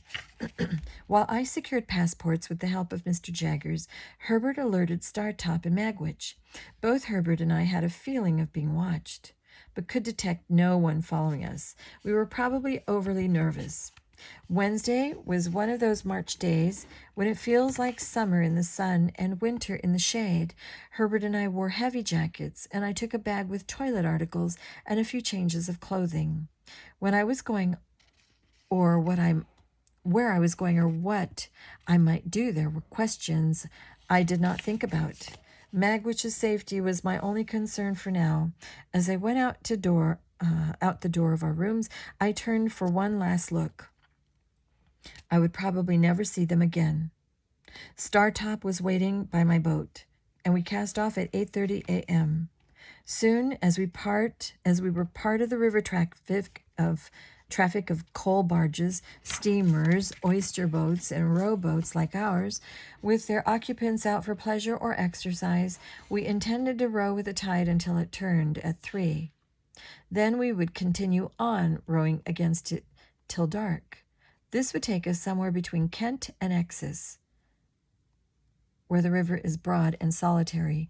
We would put up overnight in some isolated inn, then wait for our Hamburg steamer, which would be starting from London with the tide about 9 a.m. on Thursday. As we rode toward the stone steps by Clara's house, we saw Magwitch coming down to meet us. He wore a cloak and carried a black canvas bag, an outfit which made him look like a river pilot. We pulled over quickly, and Herbert gave him a hand on board. Magwitch put an arm on my shoulder and said, "Faithful, dear boy, that was well done. Thank you, thank you." I pressed his hand and looked nervously about to see if anyone was watching him board. Everything seemed normal, so we proceeded downriver. Magwitch smoked his pipe and was the least anxious of us all. At nightfall, we came opposite a run-down inn. The innkeeper and his wife looked like villains, yet they served a good and generous meal, which we ate by the fireplace. Herbert and Startop, who now knew of the escape plan, were tired out from their day of rowing and slept heavily. I shared a room with Magwitch, for I didn't like to have him leave out of sight. I slept with most of my clothes on and woke several times during the night, thinking I heard men's voices. The last time I heard these voices, I looked out the window. In the moonlight, I could see the pier where we had tied our boat. 2 men were looking in it, but then they continued on to the marsh without a glance toward the inn. I guessed that they were custom inspectors. The next morning, we were up early and back in the boat. We stayed in a sheltered part of the bank until 1:30, when we saw the smoke of the Hamburg steamer. Magwitch and I readied ourselves and our 2 bags. I shook hands with Startop and Herbert. Neither Herbert's eyes nor my own were quite dry. As we rowed out into the path of the steamer, bearing down on us, another rowboat from another spot on the bank did the same. The rowers drew alongside us, leaving just enough room for the play of the oars. Aside from the rowers, there was one man steering and yet another sitting wrapped in a cloak and whispering instructions to the steerer. The man in the cloak hailed us. "You have a returned convict with you. I order Abel Magwitch to surrender, and I order you to assist in apprehending him." At the same moment, his roarers pulled ahead and in front of us, blocking our way. Hands reached out and held our boat fast to theirs. This caused great confusion aboard the steamer, with some voices calling to us and other commanding their paddles to stop. Yet the steamer still bore down on us. The steersman in the rowboat leaned into our boat and laid his hand on Magwitch's shoulder, but Magwitch leaned across and pulled their cloak away from the man who was giving orders. The face that was revealed was that of the other convict I had seen on the marshes in my boyhood. It was Compeyson. Terror-stricken, Compeyson lurched backward as Magwitch threw himself from our boat onto him, tossing them both into the water. In the process, Magwitch capsized our boat. I was in the water only a few moments when I was pulled into the other rowboat. Herbert was pulled in next, then Startop.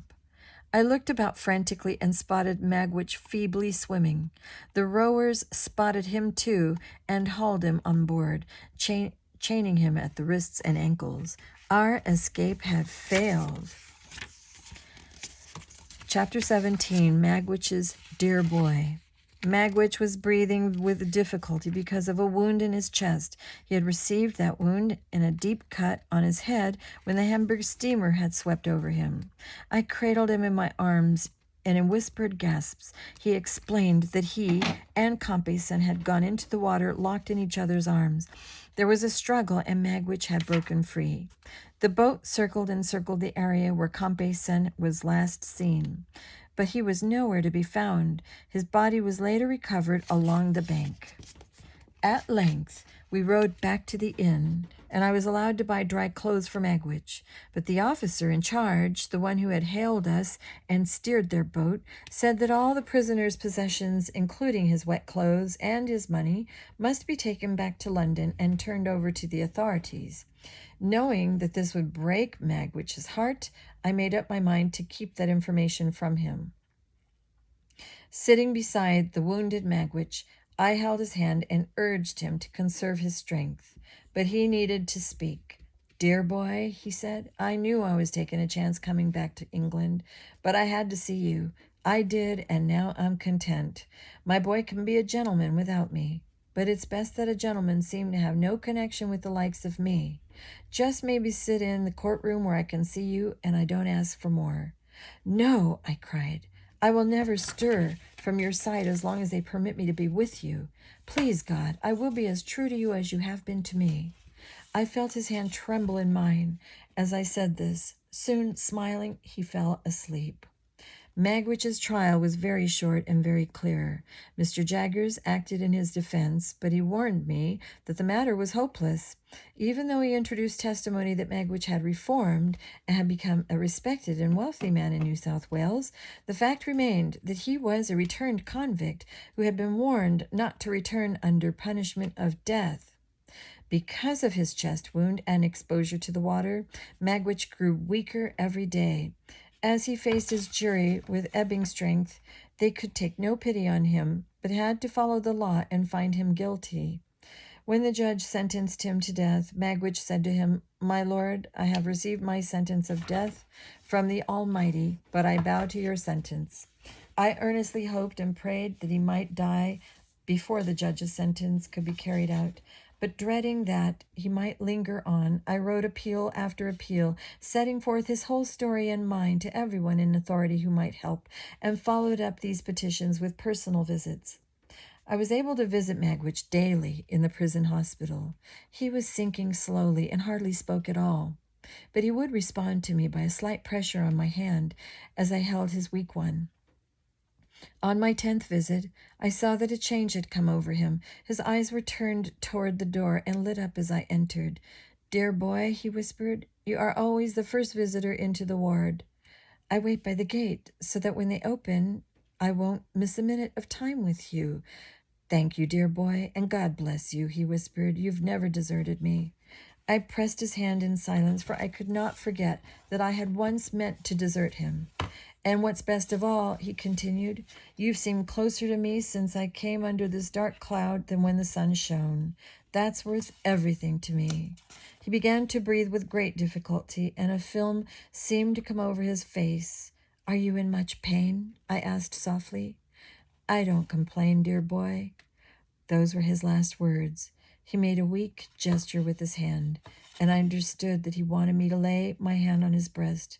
I did so, and he smiled and covered my hand with both of his. The bell sounding the end of visiting hours rang just as the prison doctor entered. He leaned over Magwitch and shook his head sadly. Then he put a hand on my shoulder, indicating that I should remain in my seat. I understood that Magwitch was living his last moments, and I leaned over him. Dear Magwitch, I whispered, fighting back the tears. I must tell you something now. At this last moment, can you understand me? He pressed my hand weakly to indicate that he did. You had a child once whom you lost. There was a stronger pressure on my hand. She was not killed as you feared. She lived and found powerful friends. She is living now.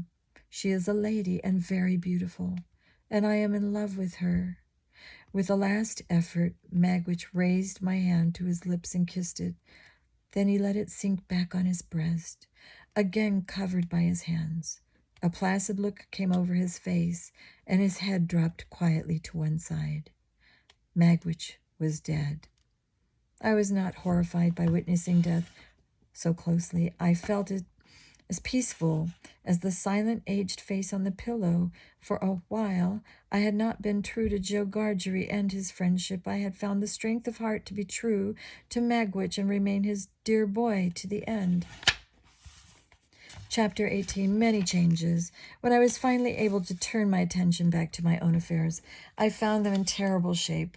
I was heavily in debt, and I had to sublet my expensive rooms until the end of my lease. Herbert had already gone east to manage Clarriker's new branch office in Cairo, Egypt, but before leaving he had assured me that the position of some kind was always existing for me at that branch. However, I could make no decisions about my life, for I was becoming ill. For weeks I had felt that some serious illness was trying to claim me, but I had fought it off until Magwitch died.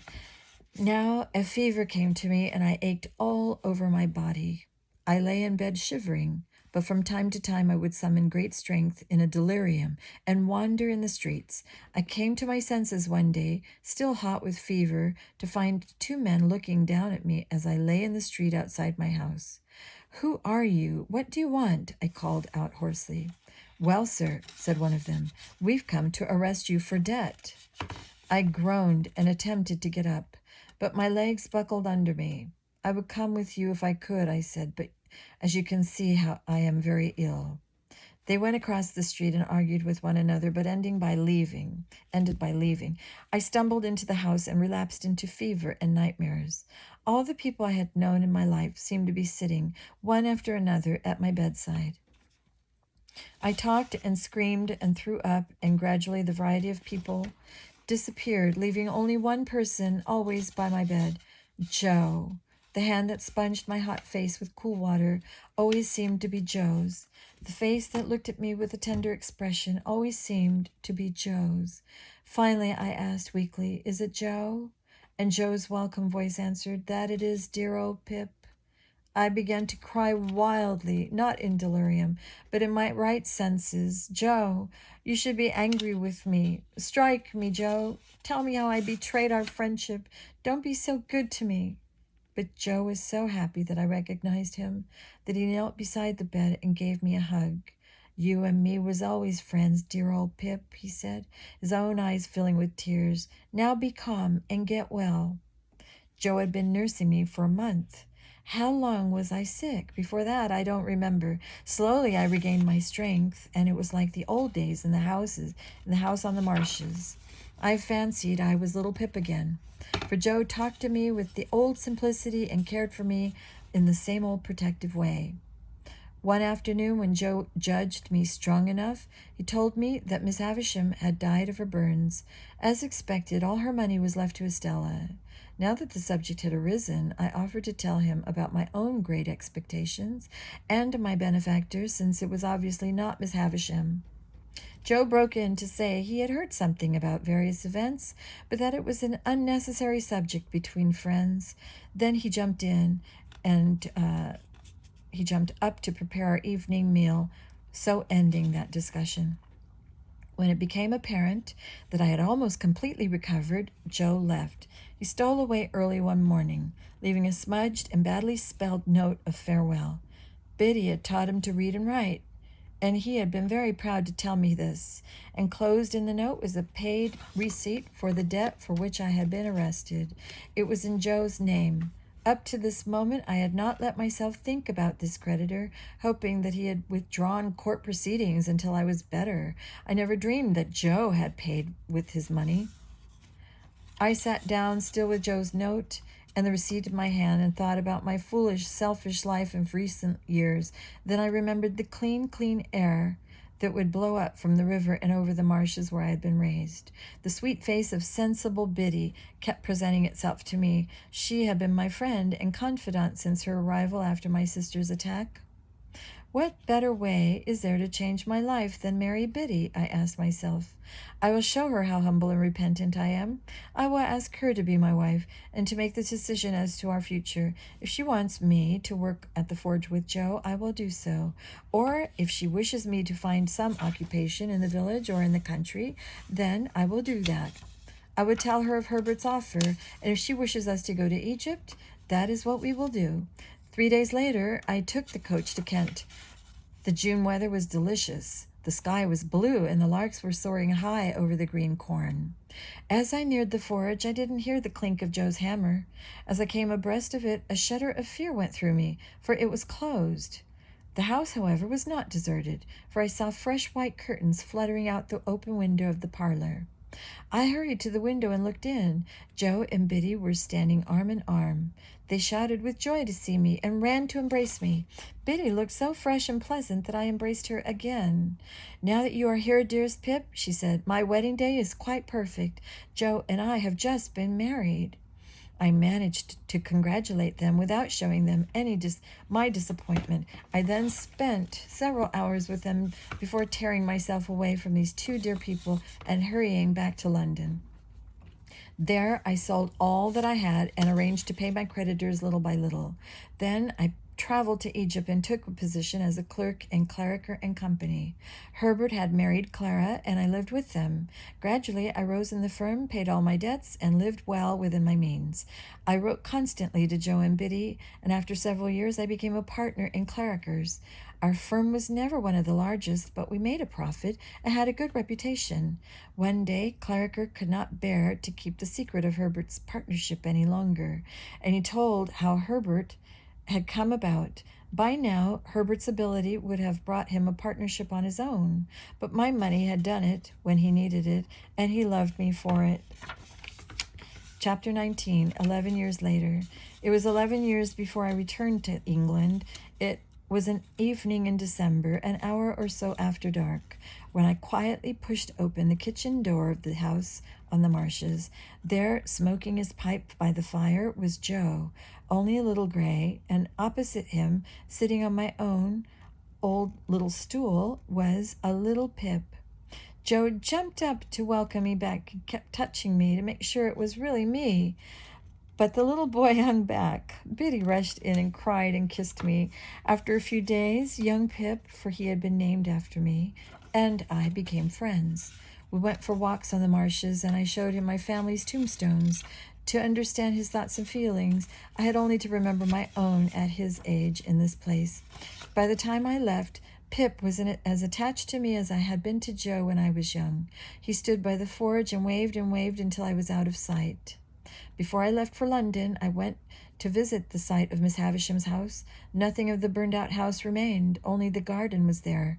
Pushing wildly into the space once occupied by the house, I went through the old gate, no longer locked, and sat on a stone bench. Thoughts of Estella came rushing to me. I had heard that her life with Bentley Drummle had been most unhappy enough to cause her to leave him, and I had heard that he had been killed in a riding accident soon after. But that had been 2 years ago, and perhaps she had since remarried. I wandered farther back in the garden, which looked stripped and desolate in the winter air. The figure of a woman stood forlornly in the moonlight, and hearing my footsteps, she turned. We recognized one another at the same time. "Estella!" I cried out and rushed to her. "I am greatly changed, Pip," she said softly. "It is a wonder that you recognized me."